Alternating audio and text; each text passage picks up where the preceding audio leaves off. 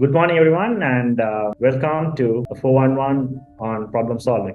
What is Jurassic Park doing in the middle of a problem solving tech talk? So, Jurassic Park started the whole thing. They used genetic mutation to combine frog DNA with dinosaur DNA that they found in fossils, and they created dinosaurs. Everything went downhill from there. In reality, they were ill equipped for use in real world scenarios. Your scientists were so preoccupied with whether or not they could, they didn't stop to think if they should. You are doing something just for the sake of doing it, and you don't think about the ramifications of technology.